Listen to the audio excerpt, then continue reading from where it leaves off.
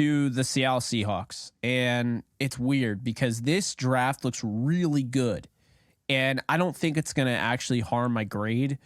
I'm just confused what they're like. They got like you get Kenneth Walker and then you draft 2 running backs. I mean, this has got to stop, Cam. This has got to stop. Like, I mean, he did get hurt though. He did get hurt. He did, but it's like Chris Carson. You find him in the 7th round. Let's get Rashad Penny in the 1st. I'm not saying you have to avoid taking a running back, period. But I'm saying grabbing 2 running backs every draft is getting bizarre. Drafting a running back in the first 2 rounds almost every year, it seems like, is getting a little ridiculous. They're like, where's Marshawn at? That's what they're trying to find him, Marshawn. Yeah, I think Kenneth Walker's an absolute star. Like, yeah. I understand the injuries. I get that. But, like, Charbonnet, that guy's going to cut into Kenneth Walker's. And I don't think he should. I mean, at the end of the day, like, I think Kenneth Walker's a much better running back. But I think Charbonnet, they like the way it sounds is that this might be a 50-50, carry split. And I don't know. Anyway, let's stick to the good things. Yeah. Devin Witherspoon is the best cornerback in this draft, bar none. Wasn't even close for me. I thought he had he actually, I compared him to Darius Slay. Thought he had kind of that swagger that Slay Ramsey had. He wasn't the tallest, but he ran a 4.3, constantly at your hip, just being a pest. When he breaks up a pass, I mean, he's talking all sorts of what. Mm-hmm. And I just think this is one of those smash mouth in your face cornerbacks that you put him, with a guy like Tariq Woolen, and you're like, oh Lord, like this is how.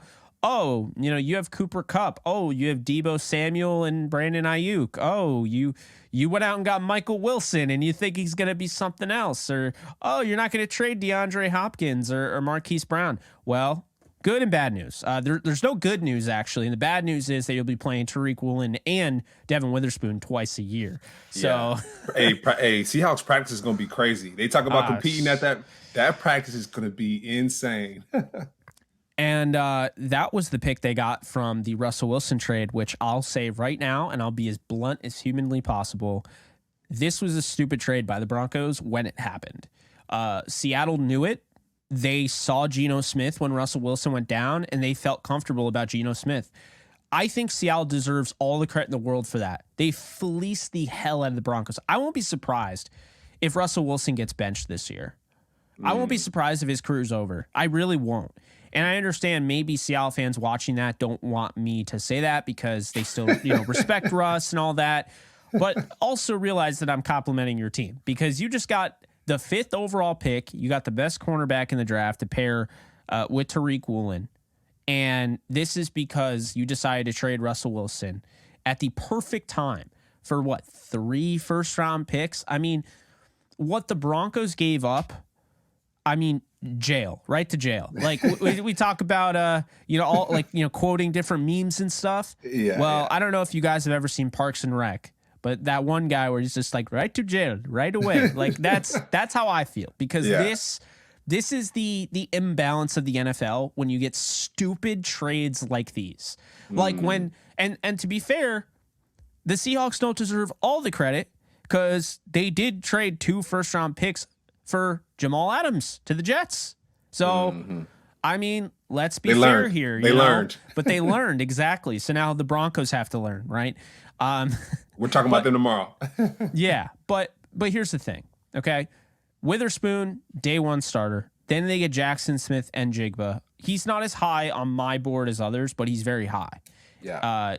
Day 1 starting slot guy, in my opinion. You still have Lockett on the outside. You still have DK on the outside. You still have D. Eskridge to be your kind of power 4th receiver that can be utilized in the backfield and gadget guy. Just absolute dominance in the first round from the Seattle Seahawks. They didn't go quarterback, and there was a lot of talk. They were getting pictures, like the coaching staff was getting pictures with Bryce Young. They had a selfie with CJ Stroud. They had a selfie with Anthony Richardson. That's all smoke. It's all smoke. But at the end of the day, it's good to have those, right? Because when you have those connections, that's good for free agency and down the road. Like, oh, well, we met with this kid. When we met with him, this guy was a stud. We're like, we flat out told him, like, hey, if you go into free agency, like, don't lose our number. Like, here's our number, you know? That's smart. That's smart. Yeah, I think that's the common misconception, Cam, because I see all the time. Actually, here's a great one. You ready for this? People are like, why is Sean McVay meeting, because it was announced that he met with Baker Mayfield. Why is he talking to Baker Mayfield? Why is that? Well, they were just on a plane, so this was never it was an unsanctioned meeting. They just happened to sit next to each other. They were talking ball, and he's like, "We're not going to have a chance to get you, but I wish you the best of luck." And then Baker Mayfield ends up on the Rams last year, right? Yeah. So you don't know, right? You don't know what these meetings are going to do, and I think Seattle did it the right way. Now here's a player that has one of the most incredible stories in the draft, and I didn't realize it until way after. Did you hear about Derek Hall? So when he was born, he was basically dead, so to speak. And now here he is, he's in the NFL. Yeah. What? I mean, that's not to insane. Be grim, but like, my guy deserves some props there. Hey, he came to life, and he came to life with this draft, right? The Seahawks, they landed with him. Jake, Derek Hall's a baller. He's a baller. The fact you just mentioned that story, I did not know that. Someone he reminds me of, though, Jake, another great story, Byron Young, that went to the Rams. We just talked about Byron Young, the journey that he's had, right? The path. And so it seems like a lot of defensive players have some insane paths. I don't know if the offensive players have crazy stories like that, Jake, but a lot of the defensive guys do. But I love that pickup with Derek Hall. And then going back to Jackson Smith and Jigba, Jake, when he was at Ohio State, my man was more productive than Chris Olave and Garrett Wilson. So the fact that he was that productive there, and then now going to the Seahawks with Lockett and DK Metcalf, that's going to be dangerous. So I'm excited to see that. And then we talk about our guy, Geno Smith, Jake. I just want to take a pause real quick on Geno Smith. We mentioned it when it comes to black quarterbacks in the NFL and what that means. For him to find success after Russell Wilson, that's a major compliment. Russell Wilson, we talked about, you said it just now, he might get benched this season, right? Who knows what that looks like? Russell Wilson's going to be a Hall of Famer. So the fact that he's the person that replaced a Hall of Famer, that is a major compliment. And also, too, going to the Seahawks side, the fact that they saw where Russell was in his career and able to move on from that, their franchise player, that's a lot, Jake. It's a lot, but they, like you said, they made the move at the right time, and it panned out. With Devin Witherspoon and Jigba, Derek Hall, these guys, those top three picks, they hit on every single one of them, and that's great job by them.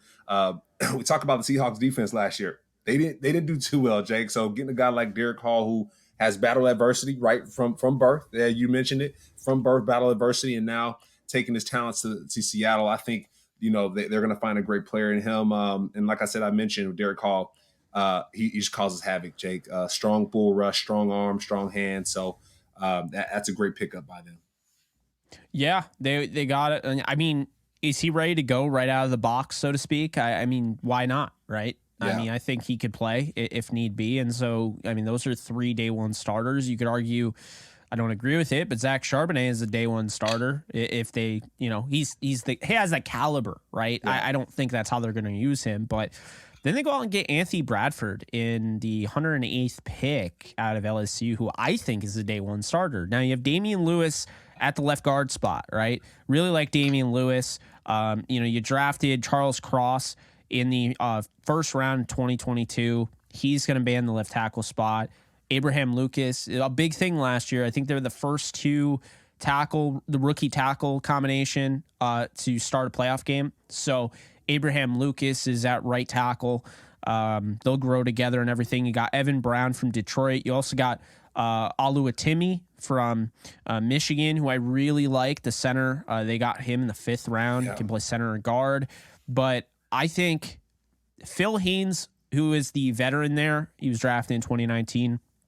He might start at right guard, but I wouldn't be surprised if Anthony Bradford kicks in there and starts day one. And so Really good draft thus far. And then you look at Mike Morris, who maybe was drafted a little higher than I expected, but like his tape is interesting, man. He's not built like the stereotypical pass rusher, but he has some really good tape at times and really flashes off the screen. They got back-to-back Michigan guys, actually, him and Oluwatimi, who I really like Oluwatimi. I think he has a chance to be really good. And then they go out and they get Kenny McIntosh in the 237th pick out of Georgia. And I'll tell you right now, McIntosh reminds me of an old school running back. And now I'm saying old school and people are going to feel like ridiculous right now. But do you remember Fred Jackson? He reminds me of Fred Jackson. Like not old school, right? But like that more so. I ran a 4.6. I'm not like super blazing fast, but I can do it all. I can pass protect. I can catch, he's somebody that even though he's a 7th rounder, he's going to stick around a long time. He's not the fastest guy, but he's smart. He played at Georgia. There's a reason why he played at Georgia. There's a reason why they counted on him.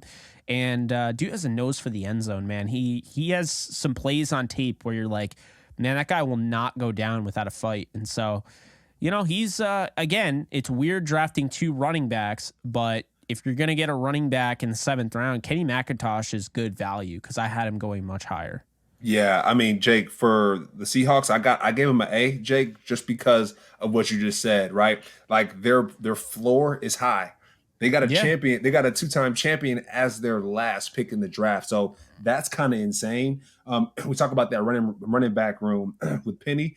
Who knows what's going on with Penny, Jake, right? We're seeing this draft and we're seeing the Seahawks select 2 of them. We're like, ooh, with Penny, what's going on here? So injury. Well, Penny went to the Eagles, so they're like just done with him altogether. But it's interesting though, Cam, because Kenneth Walker, you add Zach Charbonnet, you had Walker. DJ Dallas, right? So, I mean, I don't know. I guess it's not as bad as I thought. I mean, I guess they just let a bunch of these guys go, but it just feels weird that this is constantly the machine that they're rolling with. Yeah, sorry, Kenneth Walker. Yes. No, you're good. I just wanted to, No, I appreciate that. No, I mean, they got some guys that can run the football. So I like it. They got, and what I like about it, Jake, is they're dangerous, right? For a guy like me, when I plan for a team like the Seahawks, when I play defense, I'm like, okay, who's their quarterback? What's their offensive line looking like? Who are their running backs and who are their receivers?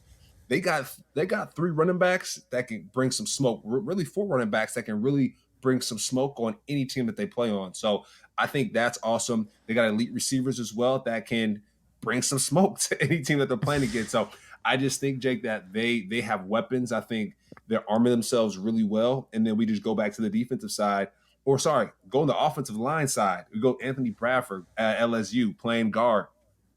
Jake, I got a pancake machine on my notes here. I mean, big body, and he's looking to demolish people. Jake, he's not looking to like, okay, let me lay on you. No, he's looking to like twist and bare your neck, like under your like really I'm gonna like kill hold you. Yeah. Like he's like that. And I love to see that, Jake. I think when it comes to the Seahawks, they're gonna need that edge, especially blocking for Geno. People are gonna be coming at his head. So having a guy like that is awesome. And then going back to Oluwatimi from Michigan center. He's the best lateral movement I think I've seen so far in this draft when it comes to offensive linemen. It's the way he shuffles and the way he stays in front of people, it is kind of next level. Jake is kind of damn impressive. So I like that pick there. Seahawks, they get an A from me. Yeah, A for me as well, Cam. I thought they did a really nice job. They understood the assignment, if you will. There you go. But I think the running back thing is just weird. I'm not going to like decrease anything there.